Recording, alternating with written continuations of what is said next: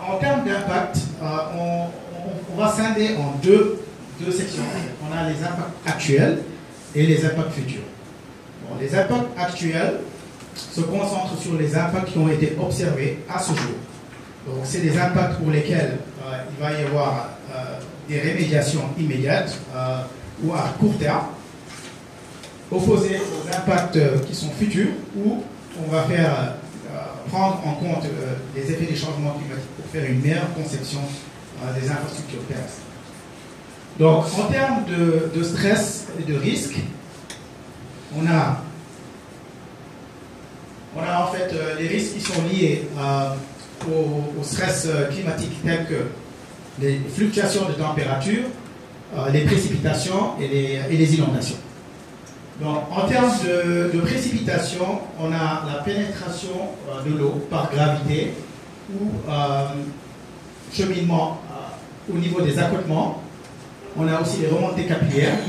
Et ça a un effet négatif parce que ça crée des fissures, des nids de poules, des ornières parce que en fait, la capacité de portance est réduite. Donc, avec des trafics lourds tels que les camions, on a la formation des ornières qui fait une dégradation rapide en fait, des structures de chaussée. Donc, on a aussi l'emportement partiel des couches latéritiques, parce que la couche de base en fait, est en général constituée de latérite compactée. Donc, une fois que cette couche est atteinte d'humidité, ça crée en fait un faible au niveau de la structure de chaussée, et ce qui accélère la dégradation des routes. Donc,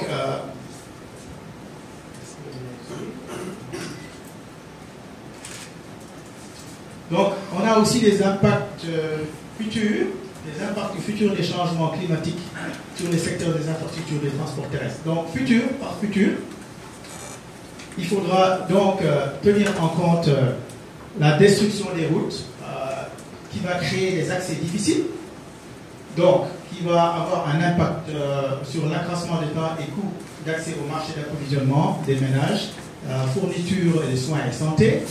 Donc, on aura aussi une perturbation du transport, augmentation des dégâts au niveau de la signalisation, coupure des autoroutes, portance des fondations, et tout ça, ça crée en fait une interruption en fait, de la circulation des biens et des hommes et des humains.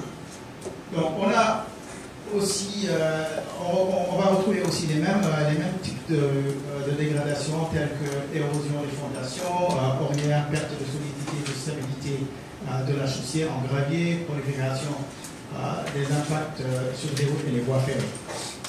Donc, en ce qui concerne l'inondation, pour l'horizon 2030 et à 2080, par exemple, on a la zone de Rufisque-Bargny, la rive gauche du fleuve Sénégal. Donc, il faut préconiser une élévation de 20 à 80 cm du niveau marin, ce qui aura un impact sur une inondation des rives gauches et bordures. Et on aura les inondations, les érosions, submersion marine, inondation des plateformes routières, emportement et perte d'intégrité routière.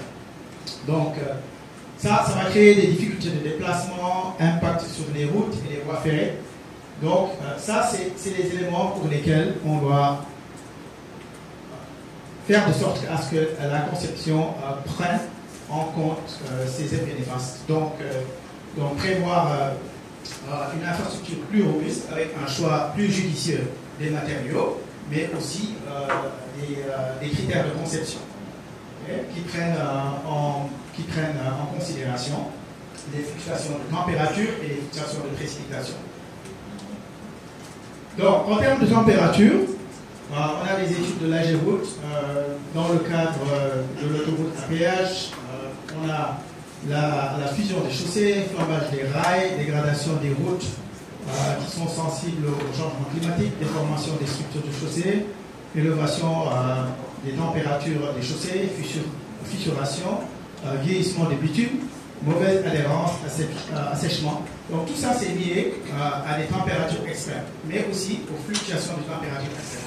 Donc le choix par exemple du bitume doit tenir en compte de la variation des températures et des écarts en fait, de température, parce que cela va en fait, contrôler en fait la vitesse de dégradation ou la résistance en fait à ces chocs climatiques. Donc voilà, en termes d'impact